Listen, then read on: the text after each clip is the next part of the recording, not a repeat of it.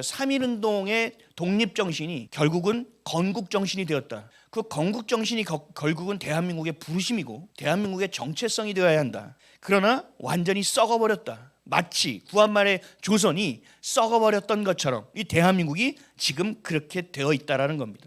그래서 이승만 대통령이 그때 그 말씀이 우리에게도 동일하게 지표가 되는 거예요. 정치에 대해서는 이승만 대통령이 이렇게 얘기했어요. 들어보세요. 정치는 항상 교회 본의로서 딸려 나오는 거로 교회에서 감화한 사람이 많이 생길수록 정치의 근본이 스스로 바로잡히나니 이것을 생각지 않고 다만 정치만 고치고자 하면 정치를 바로잡을 만한 사람도 없으려니와 설령 우연히 바로잡는다 할지라도 썩은 백성이의 맑은 정보가 어찌 일을 할 수 있으리요. 반드시 백성을 감화시켜 새 사람이 되게 한 후에야 정부가 스스로 맑아질지니 이 어찌 교회가 정부의 근원이 아니리요. 여러분 아멘이시죠? 정치의 근본이 어디 있다고요? 사람에게 있는데 그 사람이 변화되는 것은 어디 있다고요? 오직 하나님의 말씀밖에 안 된다는 얘기예요. 하나님의 말씀 안에서 새 사람이 돼서 감화받은 자만이 맑은 물을 흘려보낼 수 있다는 겁니다. 그래서 그 사람들이 요직에 들어가야 된다는 것이고 그 사람들이 나라를 위하여 헌신해져야 된다는 얘기예요. 그러니까 정치를, 교회는 정치를 얘기하지 말라는 이런 말도 안 되는 새빨간 거짓말 앞에서 교회가 무릎을 꿇고 있으면 안 된다는 얘기죠. 정치는 항상 교회의 본의로서 딸려오는 것이다. 교회가 정직하고 깨끗하고 살아있으면 정치는 건강해질 수밖에 없다는 얘기를 하고 있는 거예요. 결국 거꾸로 얘기해서 대한민국의 정치가 이렇게 무너졌다는 이야기는 한국교회가 썩어버렸다는 얘기를 하고 있는 겁니다. 그러니 우리가 어떤 정당을 지지하고 뭘 하는 것도 좋아요. 근데 그 근원점을 찾아야 된다는 얘기입니다. 지금 뭐 국민의힘을 끝까지 지지해야 된다, 또 말아야 된다, 뭐 여러 가지 얘기가 많잖아요. 여러분, 지금 우리는 여기에 정신 팔려서 되는 게 아니에요. 지금 국민의힘이 뭐 예를 들어서 뭐 이겼다고 쳐보자고요. 그럼 나라가 바뀔 수 있을 거라는 생각에서요? 천만에요. 설령 우연히 바로 잡는다 할지라도 썩은 백성의 맑은 정보가 어찌 일을 할 수 있겠냐는 얘기예요. 지금 중요한 시기니까 이겨서 중요하지 않은 시기가 어디 있었어요. 계속 중요했죠. 정치의 근본은 사람에게 있다고 말씀하지 않습니까? 사람에게. 근데 그 사람이 물과 성령으로 하나님께 감화를 받아 새 사람이 되지 않고서는 생명력이 없다는 거예요. 소망이 없다라는 거예요. 그래서 교회가 정부의 근원이다라고 얘기하는 겁니다. 근데 지금 어떻게 해요? 교회는 정치 얘기하면 큰일 난다고 얘기하죠. 완전히 거꾸로 속고 있다는 거죠. 결국 이 얘기를 다시 하면 뭐냐? 교회가 살아야 나라가 산다는 얘기입니다. 그 얘기로 이게 중립이 됩니다. 교회가 생수를 흘려보내야 된다는 거예요. 교회가 교회되고 성도가 성도되는 것이 우리가 가장 근원적으로 해야 될 일이에요. 지금 대한민국이 위기 가운데 만약에 국민의힘이고 뭐고 보수가 이겼다고 쳐보자고요. 그러면 이 나라 가운데 교회는 어떻게 될까요? 메가리가 또 없을 거예요. 아이고 다행이다. 이제 교회 해체법은 안 하겠구나. 그럼 하나님께서 지금 징계하시고 심판하시는 것이 열매가 있는 거예요? 없지요. 하나님 이렇게 일 안 하신다니까요. 죄송하지만 이길 수 없어요. 부정선거가 이미 있고요. 사전선거도 안 없어졌고요. 거기다가 하나님의 일하심을 보면 하나님이 그렇게 하실 리가 없어요. 지금 교회가 깨어나지 않았잖아요. 근데 하나님께서 거두시겠습니까? 몽둥이를? 회초리의 역할을 다할 때까지 그 자리에 놓을 거란 말이에요. 그러니까 결국은 뭐냐? 교회가 깨어나야 된다는 얘기입니다. 교회가 이 위기를 자초했다는 거예요. 하나님의 진리에 비진리를 섞어요. 자신의 생각을 섞어요.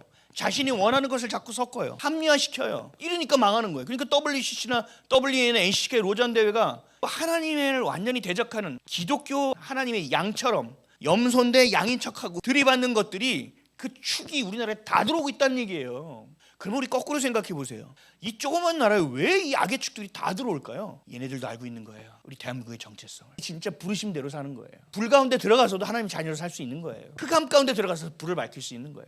예수를 믿는 자들은 그렇게 사는 거예요. 언제 우리가 새를 귀합해서 야 우리가 이만큼이야. 성경을 보세요. 그렇게 한 역사가 있나? 없어요. 그러니까 우리가 일하는 건 작은 걸로 시작하는 거예요.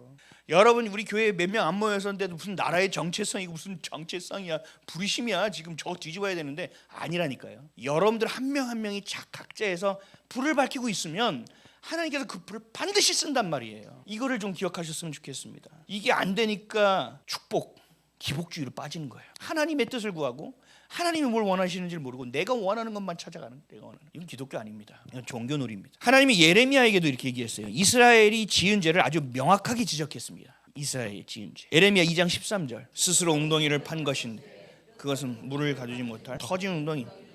아멘. 생수의 근원되는 하나님을 버렸다는 겁니다. 지멋대로 살았다는 얘기입니다. 우리나라는 지금 똑같지 않습니까? 교회에게 하는 얘기예요. 교회에게. 이스라엘 백성에게 하는 얘기고 교회에게 하는 얘기란 말이죠. 세상 사람들에게 얘기하는 게 아니에요. 자기가 뭐 하고 있는지도 모르는데 우리에게 얘기하는 거예요. 생수의 근원되는 하나님을 버렸다는 겁니다. 이게 제일 중요한 얘기예요. 말씀이 말씀되지 못했다는 것이고 예배가 예배되지 못했다는 얘기예요. 거기에 자꾸 내 생각을 섞었다는 얘기죠.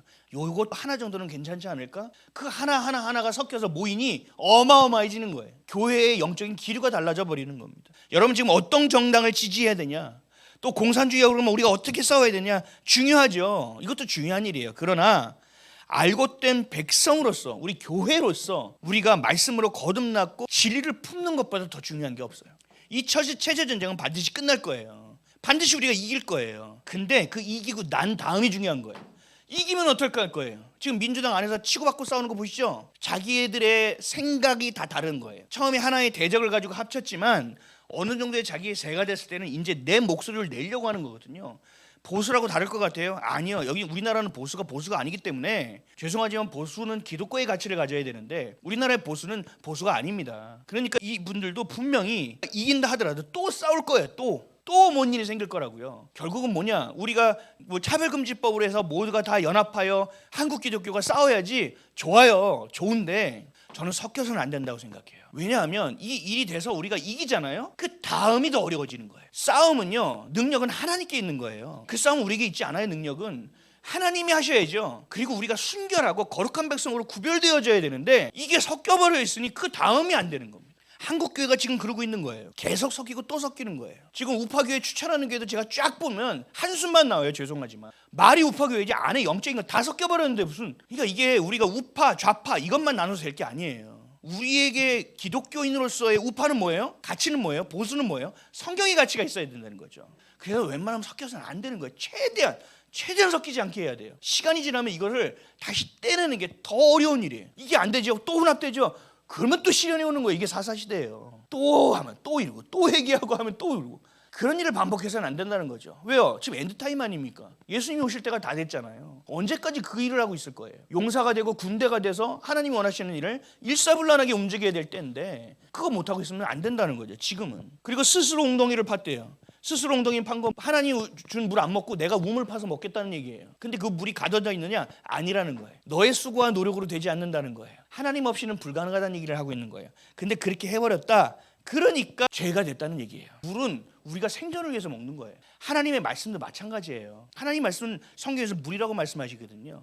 하나님의 말씀 우리가 섭취하지 않으면 우리 메말라가게 돼 있고, 하물며 여러분 영적인 영역은 더 민감해야 돼요. 영적인 건 타협해서는 안 돼요. 더 신중하게 가야 돼요. 더 어렵게 가야 돼요. 쉽게 가서는 안 돼요. 진리를 그대로 행해야 돼요. 섞이지 말아야 돼요. 예수 한 분으로 여러분 충분하셔야 돼요. 예수님 외에는 타협하지 말아야 돼요. 그 마음이 여러분 마음 가운데 정확하게 있지 않잖아요. 이 마지막에 미혹의 시대에 무조건 넘어가게 돼 있어요. 넘어간다니까. 매일 침몰해 가요. 대한민국이 매일 침몰해 가요. 주변을 돌아보면 적군밖에 없어요. 다 좌파예요. 그냥 이거 어떻게 해야 되냐 이거. 주변에 넘어지는 사람 투성이야. 그래도 우리가 예수를 믿고 나라를 위해서 기도하자. 근데 이 사람 인생을 보니까 형편없어. 어떻게 해야 되냐. 마음이 힘들어져요. 그런데 이길 수 있는 방법은 하나예요. 정체성을 지키는 겁니다. 이승만 대통령은 통일을 꿈꿨습니다. 하나의 나라, 하나의 민족, 한 분 하나님. 이 나라가 바로 하나님의 나라가 돼서 열방을 향하여 복음을 전하는 대한민국을 꿈꿨습니다. 놀랍지 않습니까? 근데 이게 이승만 대통령의 꿈이라고 생각하십니까? 아니요. 하나님이 이승만 대통령에 주신 하나님의 꿈입니다. 하나님이 우리나라에 주신 부르심과 정체성이며 비전입니다. 그걸 이승만 대통령에게 하나님께서 주셨고 그 마음을 품고 그 일을 했던 것뿐입니다. 우리도 마찬가지예요. 우리가 품어야 될 건 이거예요. 하나의 나라, 하나의 민족, 한 분이신 하나님, 하나님의 나라를 향하여 하나로 연합되어 나아가는 것, 이게 우리가 해야 될 일입니다. 그런 대한민국을 우린 꿈꿔야 됩니다. 근데 세상은 하나가 될 수 없어요. 그러나 하나가 될 수 있는 유일한 게 하나 있습니다. 그리스도 안에서 연합되는 겁니다. 그리스도로서는 가능합니다. 예수 그리스도와 깊어져야 되고 친밀해야 되고 그분이 가신 길을 나도 걸어야 되고 그분이 품은 마음을 나도 품어야 되고 그분이 보고 있는 것을 나도 같이 보고 있지 않으면 놓쳐버린다는 얘기예요. 순간이라는 거죠. 이승만 대통령은 한미방위조약이라는 놀라운 계약을 체결했습니다. 그것 덕분에 대한민국이 여지껏 자유를 누릴 수 있었습니다. 그 방미 기간 중 워싱턴 DC 파운드리 연합감리교회에서 연설을 한 내용이 있습니다. 그중에 조금만 가져왔습니다. 들어보세요. 한국이 자유롭게 되는 것은 하나님의 뜻입니다. 한국은 원자폭탄과 수소폭탄보다도 더 위력적인 하나님의 은혜가 함께하고 있습니다. 아멘이십니까? 우리 이런 나라입니다.